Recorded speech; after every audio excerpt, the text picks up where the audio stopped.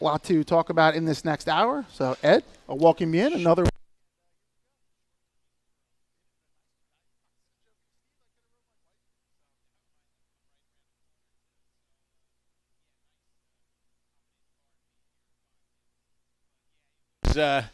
Another big week, and you mentioned at the beginning about after this week, we're halfway done. Well, we're halfway to the pods. Remember, Yes. There will be 2 games played in the pods, which will bring.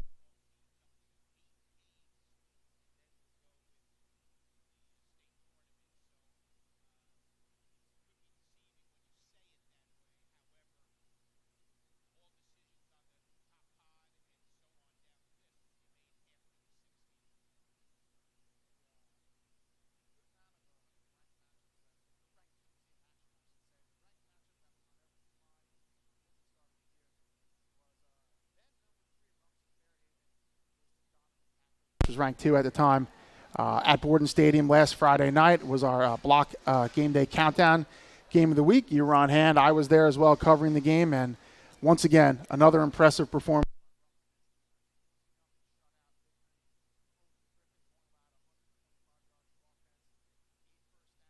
And, what more can you say about Rumson at this point? We talked about it last week, the 35-0 victory over Wall. They backed it up with another huge game at home. And we'll talk about this in depth more, but they vaulted all the way to number 1 on the Shore, and at this point it's kind of hard to deny them. And rightly so. I mean, you had RBC up there, but RBC struggled a little.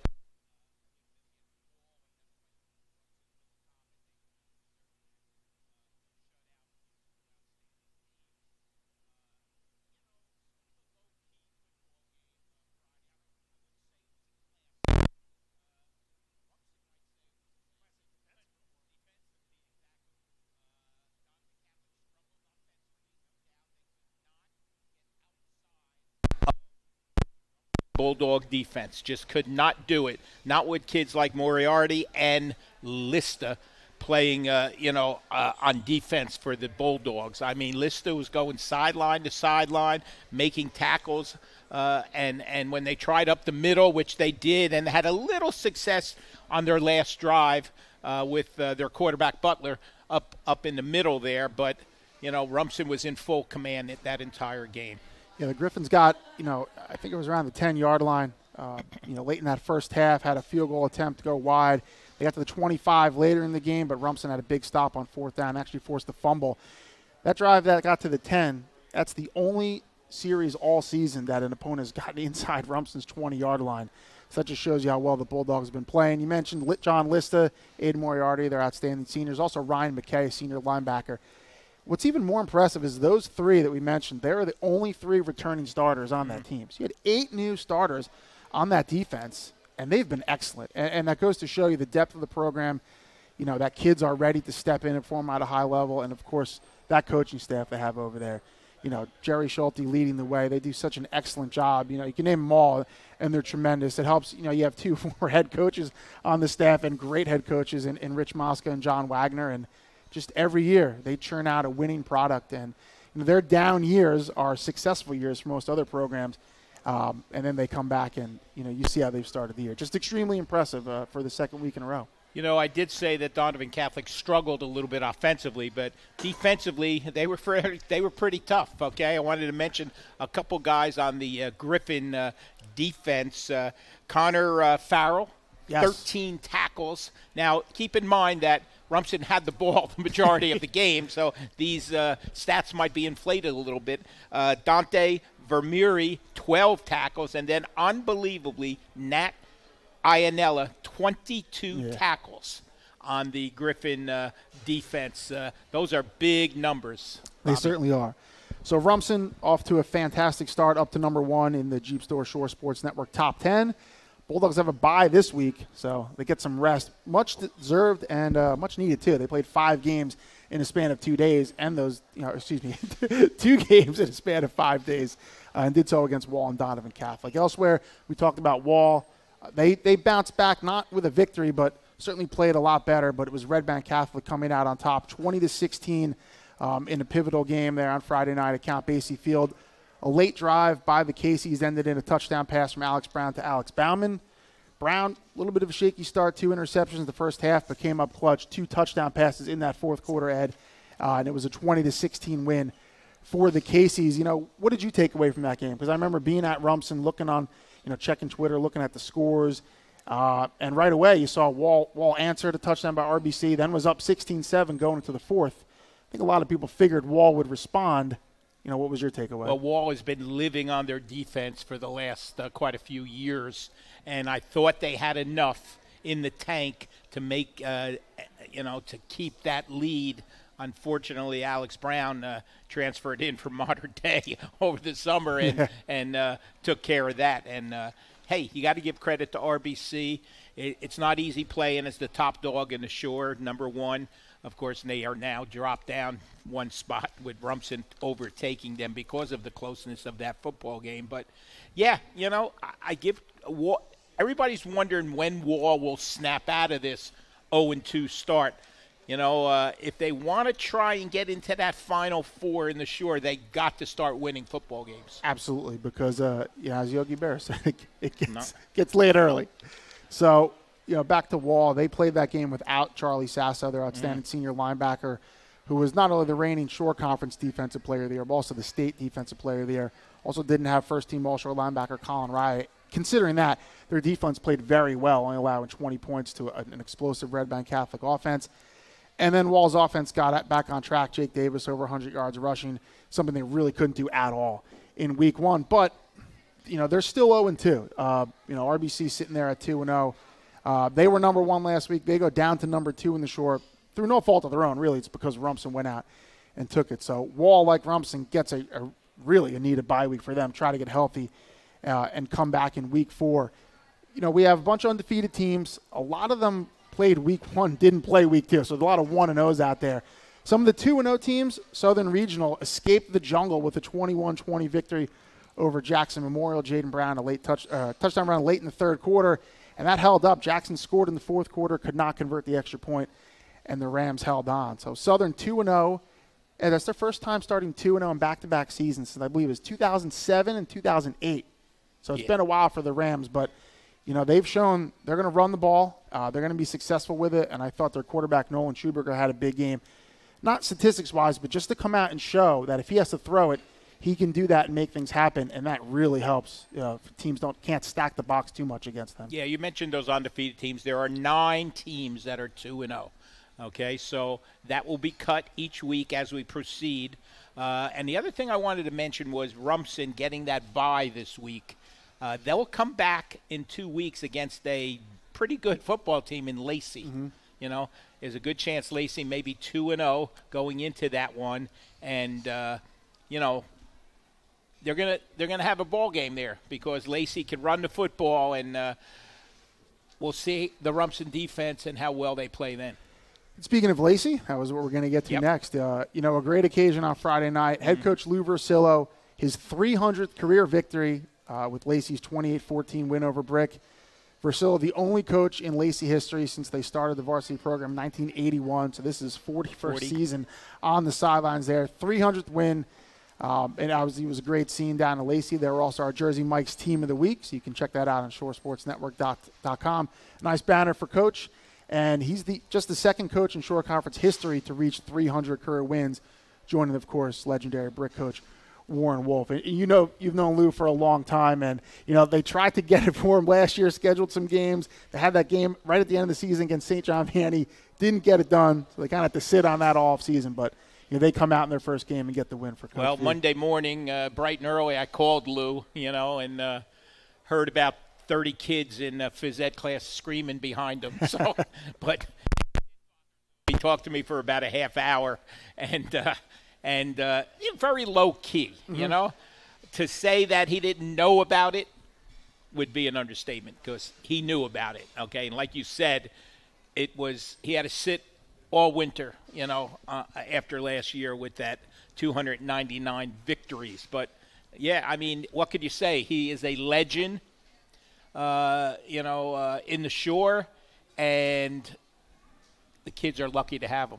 Yeah, he's a Shore Conference Football Coaches Foundation Hall of Famer, a New Jersey Football Coach Association Hall of Famer. He was given the Ray McCran Lifetime Achievement Award by the NJFCA a few years ago. So, of course, he's been around. He's, coached so many great players. They've had so many great teams, 3 undefeated teams in their history, most recently 12-0 in 2010. So, they've been, one of the most consistent programs in the Shore. I think I went through and added it up. They've only had something like, 6 losing seasons in 41 years, 6 or 8, something like that. Not a lot, and it just goes to show you the consistency that they've built down there. You built the program from the ground up, and they are known as being, a tough, gritty team, and certainly one that has won a lot of championships over the years. I'll go out on the limb and say probably his number 1 player of all times is none other than Keith Elias. They've had some good ones, but Keith Elias sort of jumped that program into the elite programs in the Shore. Of course, went on to play with numerous pro teams, outstanding career at Princeton University. And, Lou, like I said, he was very down to earth. He says, I said, Lou, did they give you anything after the game? He says, yeah, I think they gave me a football and a couple of banners and this and that. He said, in fact, there's a banner right on the fence there. I just passed it on my way to the phys ed class that I have to cover right now. But, he's just a great coach and a great guy. And, I could talk to Lou, and so can Kevin. Kevin could talk to Lou, and he tells it like it is. Elsewhere around the top 10, number 5, Colts Neck had a bye. The Cougars will be back in action this Saturday, home against Mattawan. We mentioned Southern, number 6, with that 21-20 victory over Jackson Memorial. Middletown South, number 7, a 21-3 win over Homedale. That Eagles defense looking like they're in midseason form. Jack Latour, their senior defensive end, with a couple big games already. Number 8, Freehold, retained the Duke rivalry trophy with a 41-12 win over Freehold Township, and that offense continues to roll. Kamor Gill's the guy now, quarterback, and he's making it happen on the ground and through the air. Yasin Calhoun, a lot of the same, and Tyler Ochowski having a big season on the defensive end, switching from the line to linebacker, but the production is still there. A lot of tackles and sacks. Number 9, Raritan opened its season with a thrilling win over Oceanhead, 24-20 for the Rockets. A little bit of a back-and-forth game, and Raritan came down with a really quick drive. They scored in about a minute late in the game after Ocean had taken the lead. Junior running back Kieran Falzone with the go-ahead touchdown. The Rockets hold on. And then 10th ranked Manasquan on Saturday at home at Vic Kaboo Warrior Field. A tough loss in week 1, 15-12 to Middletown South, a defensive battle. And their offense kind of made up for it with a 45-13 win over Red Bank Regional. Their junior quarterback, Brett Patton, 3 touchdowns total. Jameer Howard, their junior running back, a pair of touchdowns. Even had a defensive touchdown. J.J. Kavanaugh, defensive lineman, interception return for a touchdown. We've had a few of those already through 2 weeks. So that's the top 10 and what they did. Anything else stand out to you, Ed? We had a couple upsets here and there. Yeah, Saturday. I just wanted to mention Saturday morning, around the Shore is flag football time. It is. And 8 o'clock in the morning on Saturday at Intermediate North, there's Dave Ellis screaming on the sideline at his son and the little 7- and 8-year-olds as they run around. And I meant to ask Dave, what is the Duke Trophy? Who's it named after? And what is it that you won last night? And I didn't get around to it because he was very involved in this flag football game. Yeah, we'll have to find that out. I'm pretty sure Freehold Township head coach Corey Davies has either put that out there or explained it to me before. Yeah. I do not remember, though. So, again, there was a lot of really, really good games. Long Middletown Branch, South, again, off to a 2-0 start. Yes, they look really good, and we'll talk a little about that later, but head coach Steve Antonici going for a milestone win this Friday night when the Eagles host Jackson Memorial. Long Branch started I call it the Danny George Farewell Tour with a victory over St. John Vianney, 14-7 win for the Green Wave. Tom's River East, 27-7 over Tom's River South. How about Central? Yeah. 2-0, 34-0 win over Neptune. Like crazy. Yeah, the Golden Eagles have not a lot of points so far, outscoring their opponents 69-0. Chase Gumbrecht, a couple of big games on the ground. How about Shore Regional? Lost to Point Borough in week 1. Really good comeback. Senior quarterback Jamie Mazzocco leading the way. Had all 3 touchdowns. 9 seconds left. Scores on, I believe, an 8-yard touchdown run, then the 2-point conversion to give them the win. He had 3 touchdowns, 2-point conversion, and he kicked an extra point. And he played pretty well on defense, exactly. too. I know there's a guy sitting in the audience that we're going to have on here in a few minutes that is very happy to get that Shore victory in week 1. Yes. Over with. We will. We will talk about that in just a couple minutes. Barnegat also 2-0. As you mentioned, the Bengals running the ball well on the ground. Point Beach snapped a 9-game losing streak dating back to 2019, 35-32 over Lakewood. We mentioned Manasquan before. How about Marlboro? Season debut, 35 points out of the Mustangs. Zach Mendez, 3 first-quarter touchdowns. They win 35-20 over Matawan, excuse me. And then how about Keyport? The Bayshore Bell retained by the Red Raiders. Remember my pick in that division. You did say it was Keyport. I went with the Port. And the Port, 28-21 victory over rival Keensburg. DJ Thompson, their senior receiver, has been excellent. I think he has 5 touchdowns on the year, and all of them they've all been long. I think the shortest one is about 40 yards, and they're playing really well, looking to win that division. So, and don't forget, Monmouth Regional 28-14 over Pineland. So that takes us through week 2, all the results, some in more detail than others. You mentioned the 2-0 teams, 9 of them. I want to go the other way, the 0-2 teams. This is desperation week for the 0-2 teams. When I was coaching, somebody always said, hey, do not be down and take an 0-2 team lightly going into your game, because it's a desperate team. They will play the best they've played all year. Now, if they happen to lose that game and go 0-3, now we're in trouble. So nobody wants to be 0-3. That's for sure. Could. That the tailspin could start then. Exactly. Of those 0-2 teams, the one that really stands out to me is Jackson. Yeah. They could easily be 2-0. They've lost both games by 1 point. Yes. They lost their first game to Freehold, who's number 8 in our Shore Sports Network top 10. I think it was 20-19. And then they lost to Southern, who's number 6, 21-20. Yeah. So you turn that around. Exactly, by 2 points. 2-0 teams. So, and it doesn't get any easier with Middletown South, at the Swamp on Friday night. So, 3 really tough games to start the season for the Jaguars. But as you mentioned, you get that one win, and especially do it over a quality team, it can turn things around. Yes, it can. Well, with that, we're going to bring up our friends from Point Borough. We'll talk some Point Borough football in just a minute. So we'll bring up head coach Brian Staub and senior quarterback Charlie Vitale. Those guys will join us. Chowing down over there in the corner.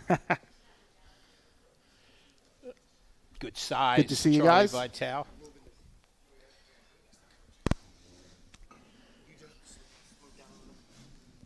So you guys can strap those on. Coach Staub, a veteran of this. I was just told by our director I got to get a little closer to you, Bob. That works.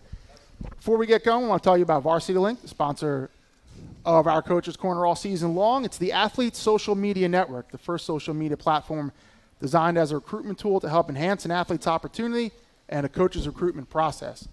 Varsity Link also allows friends, family, and the football community a chance to be part of the action as athletes and coaches post and interact. So to join the community, visit them at www.varsitylink.com. You can download the Varsity Link app on the App Store or Google Play. And I did see a nice update. Now players can add stats in there, so everything is in a central location. So be sure to check out Varsity Link or download the app wherever you download your app. So with that, we'll welcome in our guest from Point Pleasant Borough, head coach Brian Staub and senior quarterback Charlie Vitale. Guys, thanks for making the short drive and coming down and chatting with us tonight. No problem. Thank you for having us. We love the show, and we're excited to be here to talk some football. So we got to start. The Panthers 2-0. Talking to you during the season or before the season, Brian, you were fired up about this year. You really felt like you had the pieces in place for you guys to not only start the season strong, but sustain that and really have a good year. And so far, it's exactly what you've done. 2-0, 2 quality wins, a very good win over a Shore Regional team that Ed alluded to, and then just a dominant 41-6 win over Jackson Liberty last week. So 2-0 for the first time since 2017, and it just looks like you guys are doing what you wanted to do these first couple weeks. Yeah, so far, so good. It's credit to our kids. They were relentless in the weight room. It started December 1st. We were lucky enough, our administration let us in the weight room, and we kind of challenged and called out the players and told them, this is the standard, this is the expectation for playing for Point Borough. Are you guys ready to get us back on the map? And, they kind of exceeded even our expectations because they were just so relentless day in and day out. Well, first of all, Brian, remind me after the show tonight to let me give you my workout, because I need it. You look a little smaller there. I don't know what it is. It's tough. It's tough in season. You tease it. I think that's like every time he's been on the show. You tease he looks him. great. He looks great. I'm very envious. That's for sure. But fill me in on the school, Brian, and what it's like now with the kids back in school, the kids back in the football stands, and what it's been like. Yeah, I mean, it's been awesome. We have a great Panther Pit, they call it. It's a great following. Having that first game at home is always nice to have. And the student section came out, and they were excited. Players were excited. We were excited. And, we just worked so hard all summer. And to honor that with a win in week 1, there's just nothing better than that. Charlie, 3-year starting quarterback. So you have a ton of experience in this offense, which in any offense is big. I know running the flex bone is huge, and he can attest to that back in his days running it at Brick Memorial. Coming into this season, just how good did you feel just in terms of, knowing what you have to do out there and also with the pieces around you? You guys, it's a really good backfield, and obviously we've seen that through 2 games. I think you guys are averaging about 330 yards rushing. It's definitely great being here for 2 years with the experience and everything, seeing all these different looks that other teams give us. And one thing I can say is that the game speed has really slowed down for me, and it's great. Our offense is great because we get the ball to the best player. Mm-hmm. And that's what I was going to say. I mean, your job, certainly, take it and run a bunch, but to be a distributor, kind of have that point guard mentality. If it's you, you keep it and go. The guys around you, Jay Croche, I know, very talented, played a lot as a freshman, was a starter for you guys, and back now as a sophomore. Matt Oliphant, another sophomore, mm-hmm. Connor Salento, a junior. Just tell me about those guys in that backfield, really, that you can, kind of, give the ball to in any play and they can make something happen. Like you said, whoever I give it to, we can make it happen. We have depth at A-back with Jay Croce and Tyler Gordon, and even Aiden Ward. And at LNR, Salento and Matt Oliphant, great backs too, and Aiden Kirk as well. We have good depth there. Also have Sam Raglia, so we're looking good. Charlie, you said some interesting things when you opened up there about the game slowing down for you. Explain to our listeners exactly what that means to you. So basically, it just means that when I was a sophomore, everything was happening really fast. It's especially a lot different from practice and junior year too, but I got used to it more. Things were clicking more for me, and this year, everything's coming together. Really nice. The offense is going to get a lot of attention, really, for any team.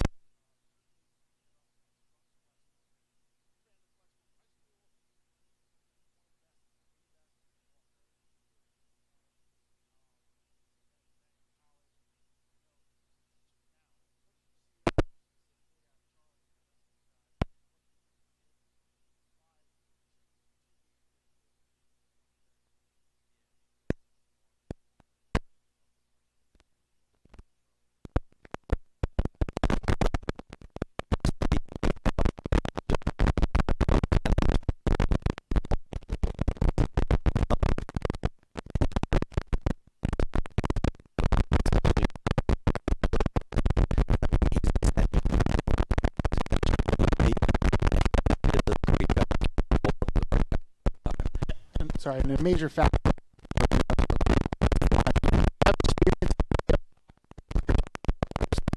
I did there too, which is what you want on the field, certainly. Just how about that group up front and what they've been able to do? Because if you have that piece of the puzzle with the athletes, obviously that's when you have some huge rushing games like Absolutely. You guys have had. Absolutely. And the O-line and D-line are huge. We tell them they win the game.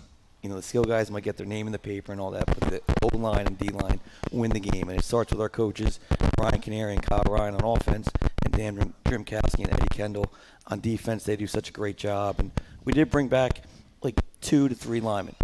Justin Tuzzolino, senior, started last year at center. Left guard Luke Wilson started last year, and Mike Micha, a senior, he started 1 or 2 games. So it was kind of 2.5. And then the right side of the line is definitely big and talented. Cole Skinner is 6'5", 300 with good feet. And right guard, sophomore Charles Davison is a very good player.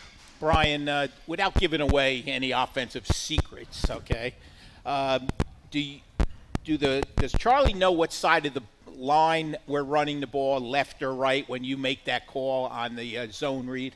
Usually, sometimes we'll tweak a thing, here and there, but he just has such a great understanding of it.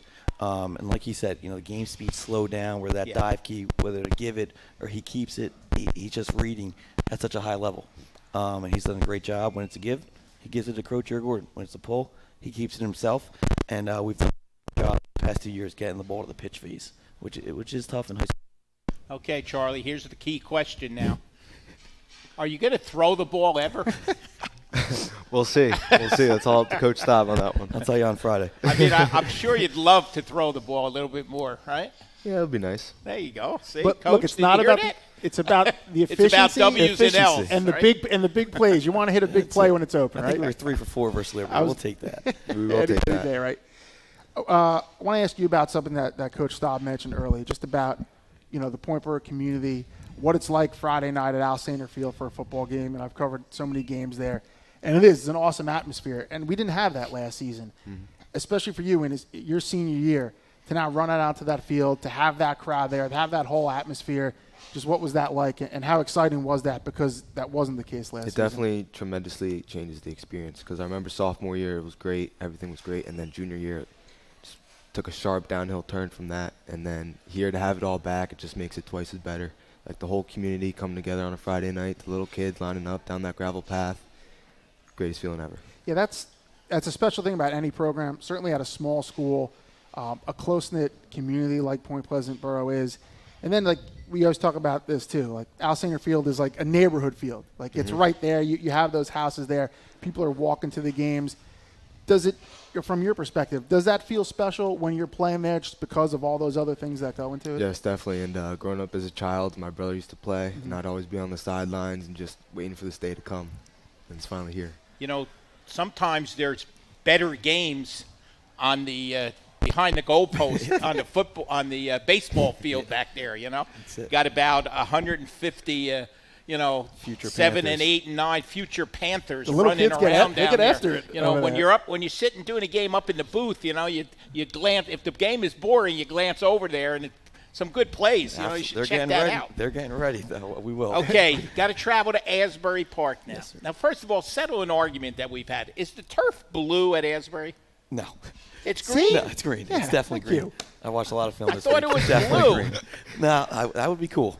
I know their colors are blue. Yes. There's like an urban And- legend that Asbury has the I baby know, blue I did. turf. I thought it was blue. That's like but kids' anyway, Maybe the letters in the middle. But, that is the blue letters. That's what I was and saying. the end zones are blue. But So anyway, nothing happens. speed. Definitely. Speed, and more speed. No doubt. No doubt. They have the ability to score on any play on anywhere in the field. And our defense coordinator Shane O'Connor came up with an awesome plan. We repped it up in practice. Our scout team played out of their minds this week because they had to raise their level of play. So the plan is there, and now the kids just have to go out and execute it. And we have full confidence in them on Friday night. But it's going to be a battle. We're going in there expecting a tough game, and we just can't wait. And I'll ask you a defensive question because you play in the secondary as well. Like Coach Staub said, the Asbury Park is explosive. They can hit big plays at any moment. And last week they lost to Shore. They didn't run the ball particularly well, but their quarterback, Jason Brown, threw for around 250 yards. So do you think this is a big test for the secondary just because they can spread it out if they want to and kind of test you guys in the back end? Most definitely, because Asbury is definitely a team that can throw the ball, unlike the last two teams we played, like Jackson Liberty and Shore. So it's definitely going to be a test for our secondary and defense overall. Yeah, exactly. A little bit of a different game plan, I'm sure, just because of the different personnel and what they can do. I mean, was that just – how about that adjustment this week? Like you mentioned, Shore and Jackson Liberty are run-first teams. Yes, like Coach said, our scout players really stepped up this week and played to the best they could and really changed the speed for us this week in practice. A lot of passes by Asbury means a lot of interceptions by the Panthers. Possibly. Could be, right? You got any yet? Nope, I do not. No? Okay. Well, I see one coming Friday night. You gotta By the catch- way, gotta catch remind the bus drivers that the game is at 6 o'clock. You don't want to be late. No, we don't. We're going to leave right on time. There you go. Brian, this division, and we talked about this a lot, even last week, but certainly on our preview show a couple weeks ago, where every division just seems really even. There's only like one division where you kind of know have the clear-cut favorite. And your division is one of the most competitive we saw on paper. Did you guys look at it that way? Like when you were looking at the teams there, did it seem that way where this is going to be not only a dogfight week in, week out, but it could come down to the last week of the season? And really you might go back and any game might be the game that won it for you. Yeah, no doubt. I thought, we thought they did a great job with the scheduling. Right when we saw it, we said this is going to be a fair, competitive, close scoring, one-score games, and that's kind of how it's been. so far. So, we were excited about it. We played some great teams the past couple of years, but that just made our culture better. We took it as a positive, playing the Walls, playing the Donovans, the Rarittans, and, it just made us better overall as a program. Asbury Park, and then a bye week after that. Then you come back with Manchester, Barnegat, and Monmouth. Let's get Barnegat and Point Borough undefeated at that point. I'm good with that. And then we could be there then Friday night on Facebook Live. What do you think? Mark it down, but it could happen. We're going to take this. I'll do everything in my power to make that happen. Fair enough. Are you our director or what now? I don't know. I mean, we're actually filling in for Kevin Williams. By the way, we want to send our best to Kevin. He's fighting the back injury, and hopefully he gets better in the next couple of weeks. But yeah, that would be nice. That would be an epic game. Barnegat, you've always battled Barnegat, year in and year out. Old B-South rivals. Yes. One more time though. One at a time. Absolutely. I'm sure that's what you're preaching at practice. That's what you're preaching to your kids. And Asbury Park will be fully prepared. That's for sure. No doubt. I'm sure Ed will have some silly questions for you in a couple minutes. He does for everybody. But before that, I like those questions. I got to ask those you questions, right? Again, as a senior, where last year obviously was a very different year. One of the things there wasn't like a ton to play for tangible. I don't want to say there's nothing to play for because obviously you go out there trying to win every week, but this year we have divisions back, so you can win a division title. There's the Shore Conference pod, so you can get something out of that. And then there's the state tournament is fully back. How exciting is that? Because now you have these goals that teams set every year, and you can set them again and kind of have those things out there to look forward to. It's definitely great. Like Coach Dobb said, everybody's getting in the weight room in the offseason, working their butt off, and just doing what they can. And it's definitely great to have everything back, especially senior year. There's nothing much else you can ask for besides no masks. So. No. Charlie, I'm going to take you back to the pasta parties now, okay? I'm sure that the pasta parties are back also, right? Maybe. Maybe? Come on. You got to have some pasta parties, right, on yeah, Thursday night, right? Of course. Okay. Team comes to the pasta party. Who eats the most? Oh, definitely the lineman. Which man. one? I don't know. This is a tough one. Ed You're putting me on the spot here. Yeah, Ed puts everyone on the spot. You got to name one. Cole Skinner, easy. Yeah. Is he the 300-pounder? Yes. Oh, there you go. As How'd soon you as Coach Stopp said so-and-so is 6'so-and-so, 300 pounds, I knew he'd be the answer to that question. But the other guys are right behind. So that's what you want to hear, isn't it, Ryan? Like, you want those guys lead the pack of that. Tell them after every practice, go eat. Yep. Go eat. They need to. Charlie, senior, is football in the future? Right now, I am not sure, but it's definitely a possibility. Any other sports? Hopefully baseball this year. I'd like to play baseball. Very good. Excellent. Well, guys, it's been great chatting Point Borough football as always. A big game, this Friday night at Butch Bruno Stadium, 6 o'clock, as we mentioned. Asbury Park, 1-1. They had a big win over Red Bank Regional start the season. The close loss to Shore Regional this past week, and they'll be looking for a rebound win. So, if you could think of one thing, what's it going to take on Friday night to move to 3-0? Probably physicality and toughness. That's kind of that's our identity, especially on both sides of the ball, O-line, D-line. We got to out-physical them. How about you? What do you think? From your perspective, whether it's offense or defense, what's one thing you're really focusing on? You feel like if you guys do that, you'll be riding back home happy? We got to tackle. We definitely got to tackle. Good answer. He likes that one. Well, we thank these guys again. Point Borough head coach Brian Staub and the senior quarterback and defensive back Charlie Vitale. The Point Borough Panthers on the road, 6 p.m. Friday night at Asbury Park, looking to move to 3-0. Guys, once again, thank you very much for coming down and joining us, and best of luck the rest of the way. Thank you very much, guys. Thank you. I appreciate By the way, guys, on the way back, pick up a Varsity Link T-shirt. I mean, what more? You get a dinner and a T-shirt. Come on. Good combo. We feed you and clothe you here at the Shore Sports Network. You guys are the best. Thanks a lot, guys. Thank you very much. Thank you very much. Thank you.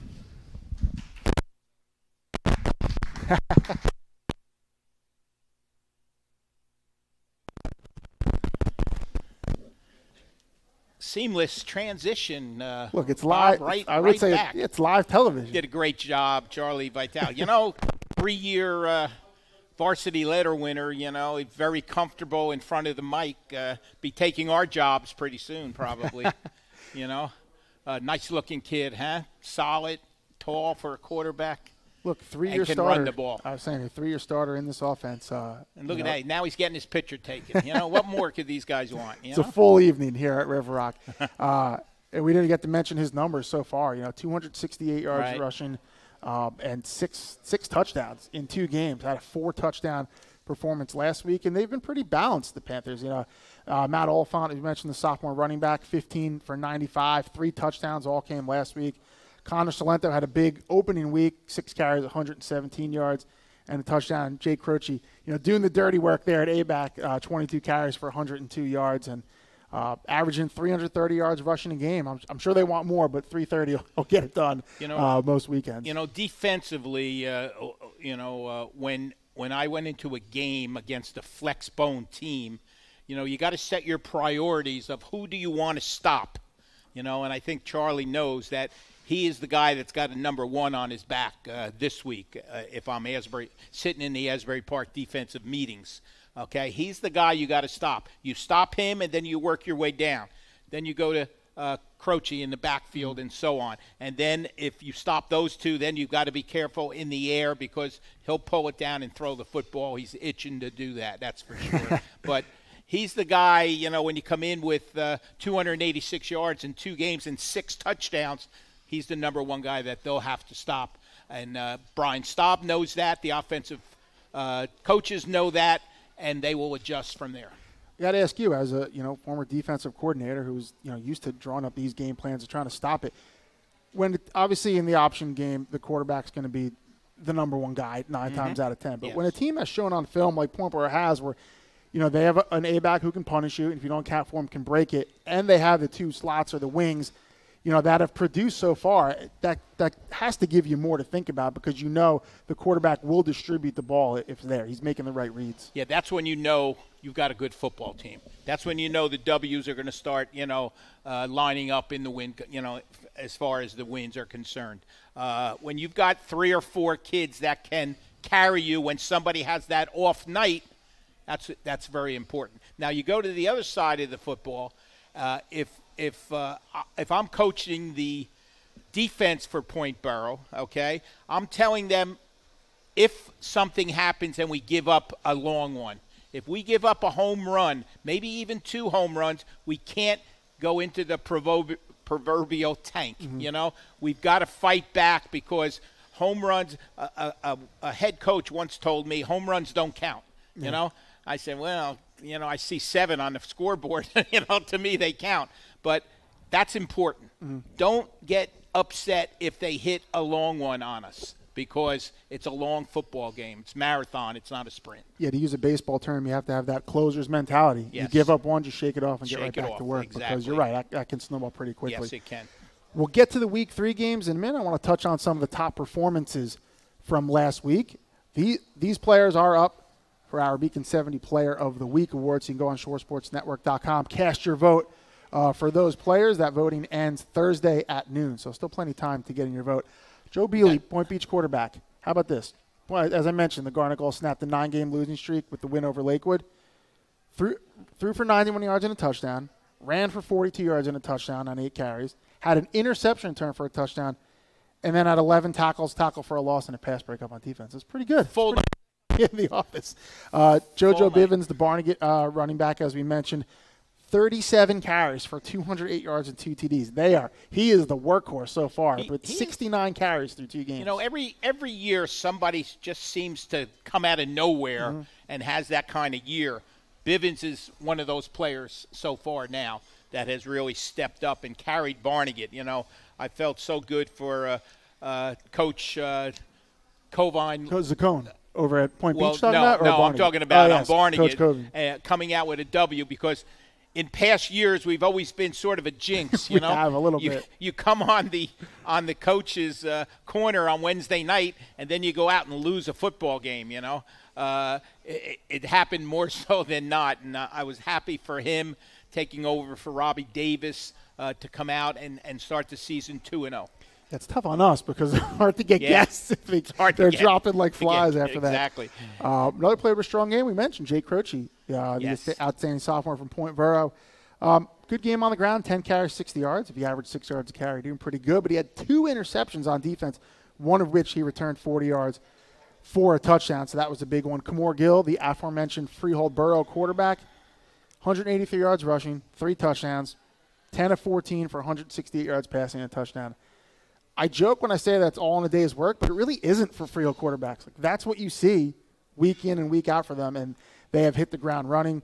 Chase Gumbrecht, Central running back, junior, 2 straight big games for him, 146 yards and 3 touchdowns on the ground. Yeah, we haven't heard. Week 1, and then a Neptune team we know is struggling. Right. So certainly that's taken consideration. But yeah, they're out of the blocks 2-0 yes. with 2 shutouts and 2 outstanding running games. And if you could shut out people, play great defense, and run the ball like they have, you're going to be successful. Jamie Mazzocco, the Shore Regional quarterback, we mentioned before in that big win over Asbury Park, an 8-yard touchdown run on 4th and goal with 9 seconds left, followed by the 2-point conversion run to give the Blue Devils a 21-20 victory. He had all 3 touchdowns, 91 yards rushing on 19 carries, also 3 for 122 yards. And on defense, he had 9 tackles, tackle for a loss, also kicked an extra point, sold tickets, cleaned up the water, swept the field, and the parking lot, turned out the lights. Other than that, not a good night for Mr. Mazzocco. No. We talked about Keyport before and the start they've gotten off to. Playing really well. We talked about DJ Thompson, their outstanding senior receiver and defensive back. It's the big play machine so far. I think he has something like 6 catches for around 250 yards and 4 touchdowns, returned a punt for a touchdown, an interception. Also, George Mitchell, their senior quarterback, 7 of 10 passes, 175 yards, and 3 touchdowns through the air, and also ran for 60 yards and a touchdown on 6 carries, had 5 tackles on defense.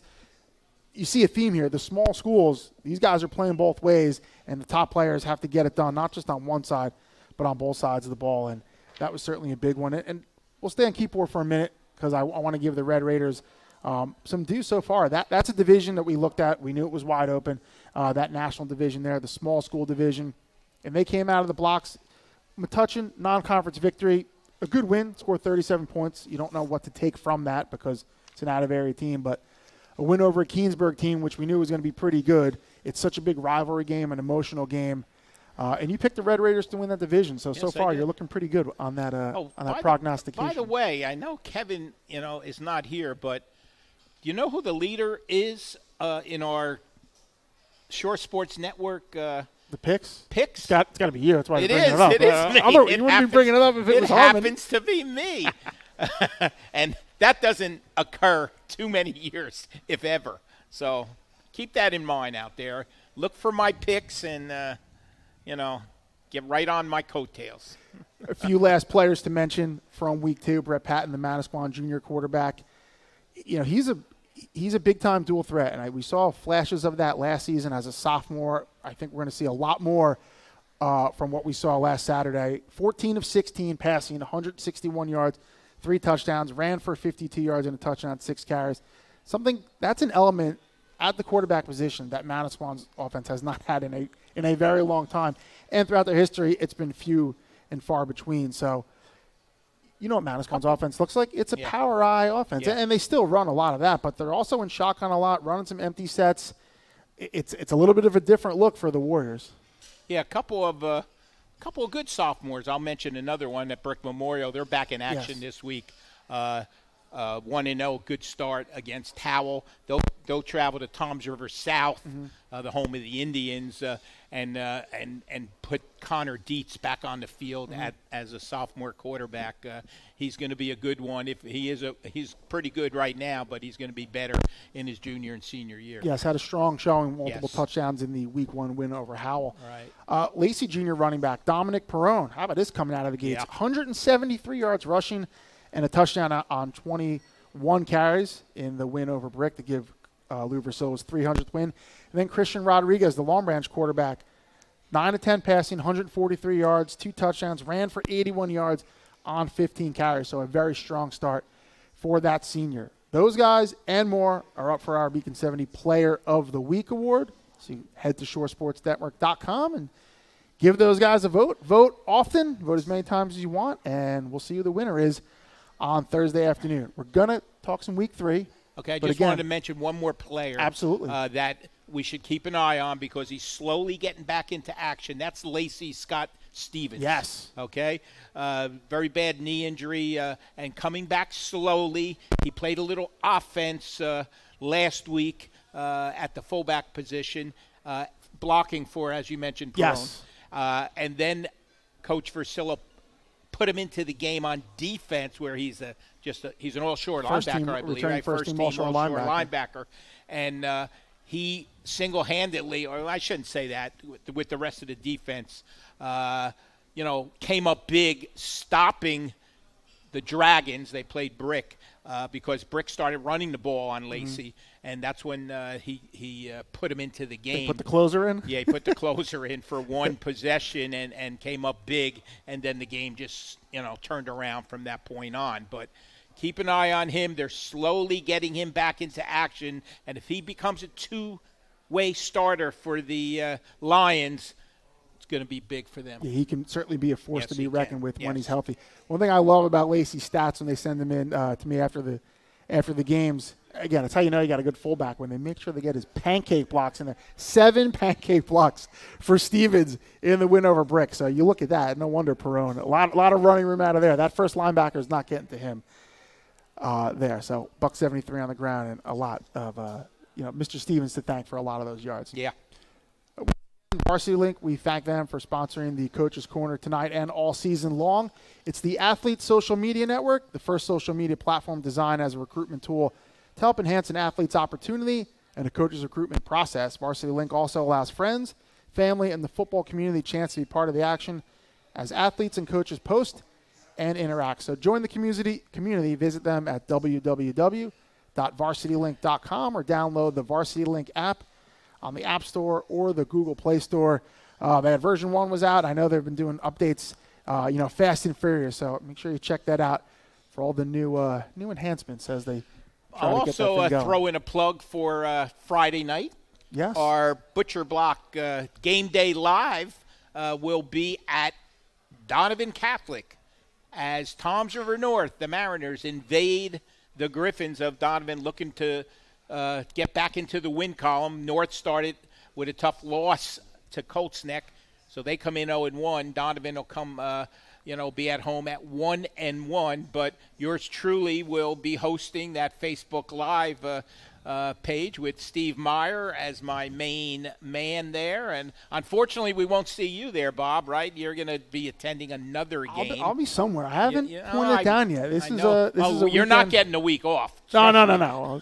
Trust me. There's no such thing here. You'll be somewhere, that's for sure. I will be somewhere. Where? I'm yeah, not sure yet. There are other possibilities that you could be at. You'll see me with plenty of updates on Friday night. I'll be watching for your Twitter situation. But anyway, the block, and be sure if you attend this game, and we'll tell our listeners that, you could fill out a application, I guess, or a ballot or a piece of paper, a form, and apply. And hopefully at the end of the year, we will give away a reservation for 6 at the Butcher Block restaurant in Long Branch, brand new. Steve, you know when they're opening? Pretty soon, right?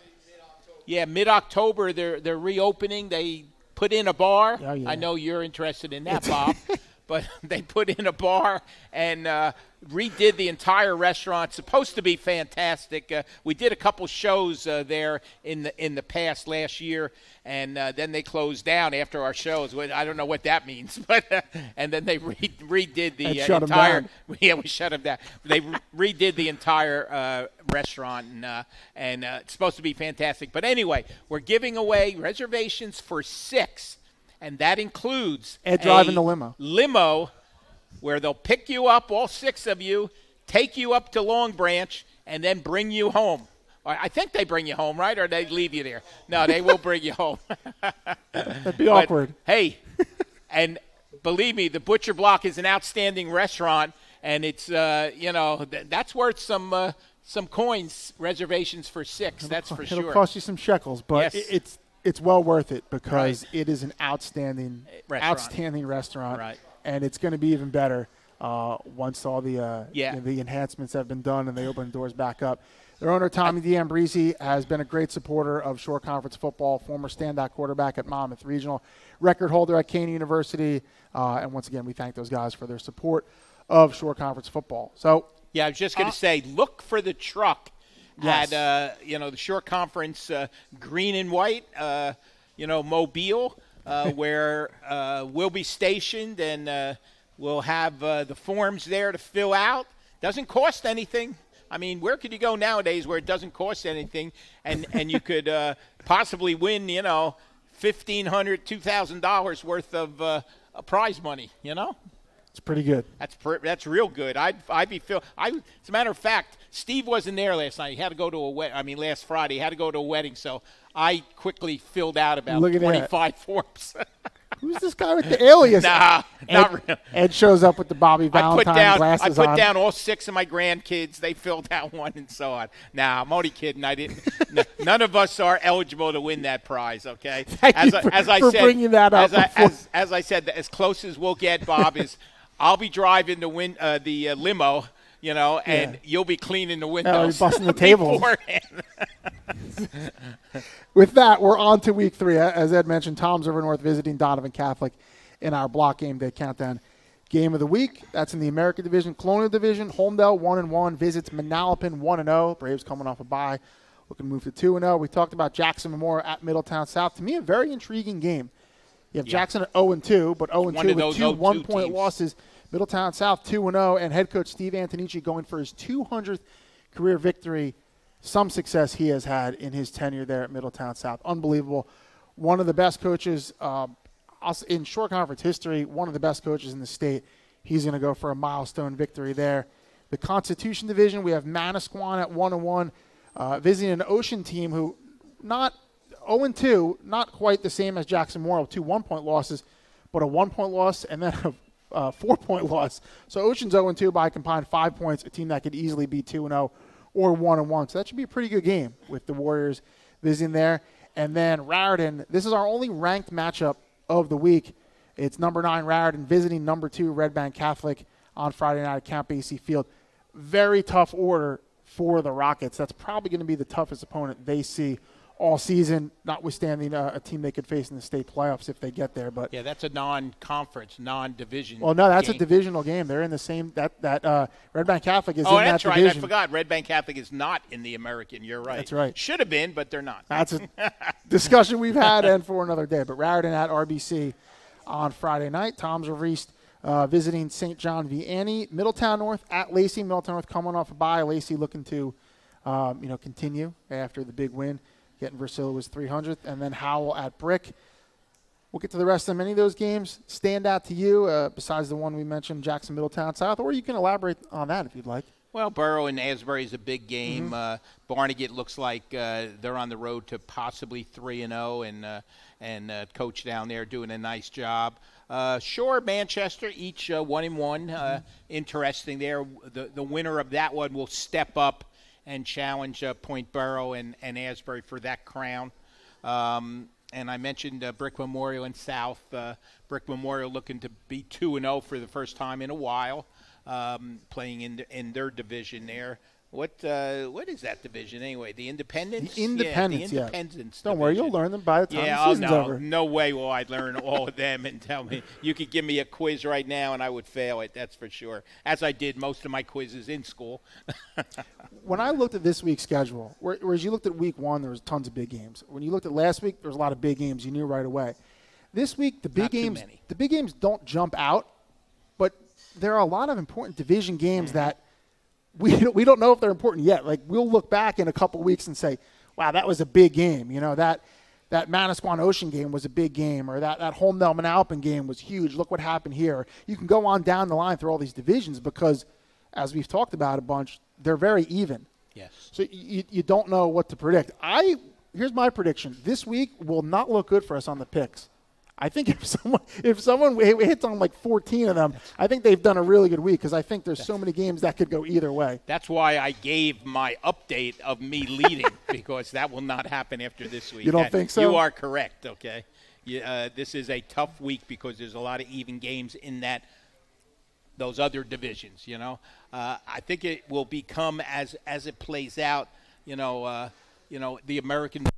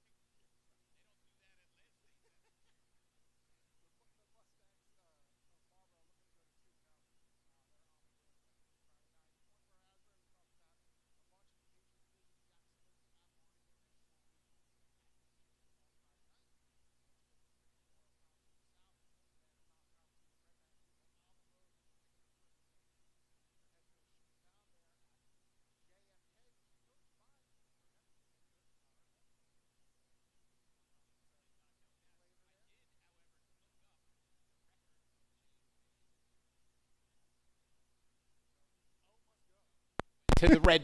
I jumped on the Bucks. Look, in non-conference games, you got to be homers and pick the short conference. Exactly. For no other reason than if they win and we didn't pick them, we have to hear from it all season. So that's why. Little peek behind the curtain there. On Saturday, a good one in Monmouth County. Long Branch, one of those, visits 8th-ranked Freehold Borough.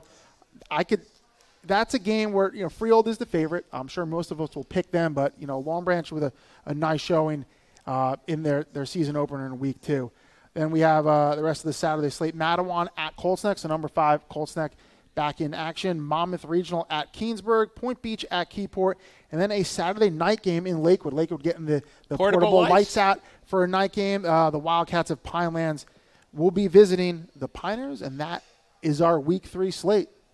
So here we are, getting ready for the 3rd week of Shore Conference football. I know I've said this a bunch, but it really does seem hard to believe we're here. It goes so quick once the season starts. Once we really get in football preview mode and our heads are spinning 1,000 miles an hour, and all of a sudden we're here, and it comes quickly and it goes quickly as well. It's almost like the NFL. All of a sudden you're halfway through the season and so on. Look for the Giants tomorrow night, Thursday Night Football. We have nothing going right at the Shore Sports Network.